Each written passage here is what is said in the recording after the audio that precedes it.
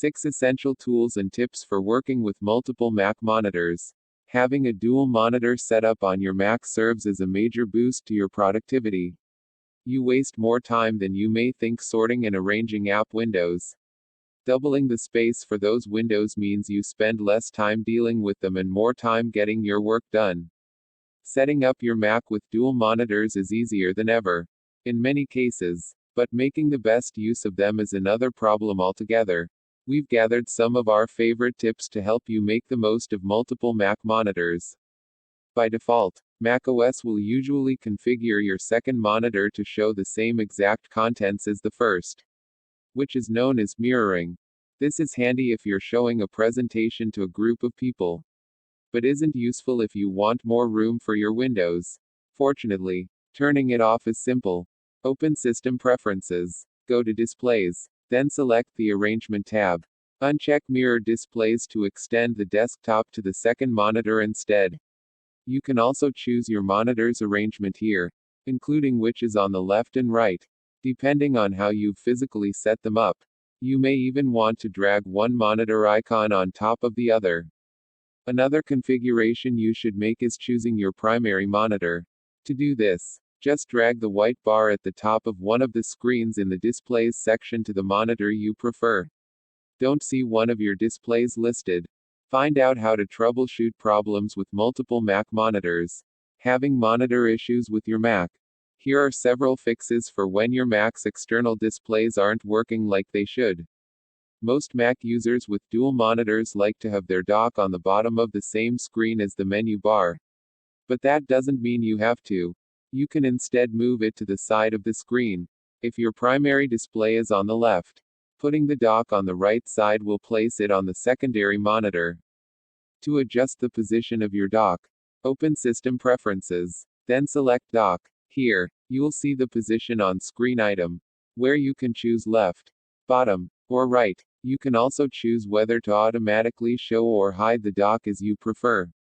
It's possible that even with your Mac running multiple monitors, you'll still need more room. You could start arranging windows meticulously. Or you could use another feature built into macOS, Spaces. This is Apple's take on the virtual desktop, which lets you organize windows across multiple groups and switch between them at will. This can be a problem when your Mac has a second monitor. Opening an app in full screen, for example, might cause one of your monitors to go blank. This doesn't indicate a problem with your monitor, it's just how Spaces works by default. This is easy to change, so you can always get full use out of your Mac's dual monitors. Open System Preferences, then locate the Mission Control section. Here, make sure to check the option labeled Displays have separate spaces. If you're using a newer version of macOS, this may be enabled by default, but older versions usually don't come with it enabled. Spaces can help you get some of the benefits of a second monitor without actually owning one.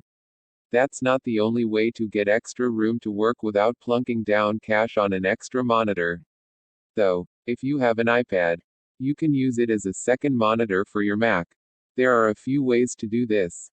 One is Duet Display, an app that runs on your Mac and your iPad, letting you use the latter as another monitor. This will cost you $9.99, but it also works with Windows, so it's a great value. If you're running at least macOS 10.15 Catalina, you've got another option that's free. Sidecar is a feature built into macOS, beginning with Catalina, that lets you pair your iPad as a second monitor. We've got a guide to help you use your iPad as a second monitor with Sidecar.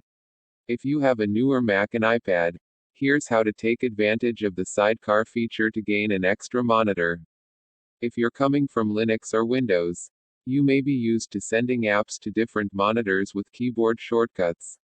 On macOS, you're fairly limited when it comes to these shortcuts. BetterTouch tool can easily remedy this situation. This app originally aimed to power up your trackpad, but it also lets you do more with the keyboard. Actions include moving a window to the next monitor, centering an app on a given monitor, and more. You can assign these options to any key combination you like. BetterTouch tool is extremely powerful and can do much more than what's mentioned here. so it's easily worth the $7.50 the developer charges for a license. That said, it's also available as part of a Setup subscription, which costs $10 per month for a bundle of useful apps. If you're curious, we've put together a list of apps that make a Setup subscription worth the price. Setup provides access to over 150 premium Mac apps for just $9.99 per mo. Here are some of our favorite apps from the package. This is more of a matter of personal taste. Some people want to see a single, unbroken image stretching across multiple monitors on their Mac. If you use a flat color instead of an image, or just prefer the same image displayed on all monitors, you don't need to bother. The bad news is that there's no method built into macOS that stretches wallpapers across dual monitors. The good news is that there are plenty of tools like Fresco and the simply named multi-monitor wallpaper that can do this for you.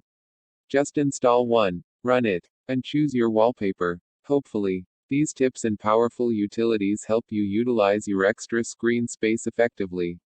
A second, or third, monitor is a great way to increase productivity no matter what kind of work you do. If you've opted for an ultra-wide monitor instead of dual monitors to increase screen space, use these virtual monitor apps to make the best of it. Want to work more efficiently on your Mac? Try implementing some of these small but useful changes to save you a few minutes. Text source, macusef.com.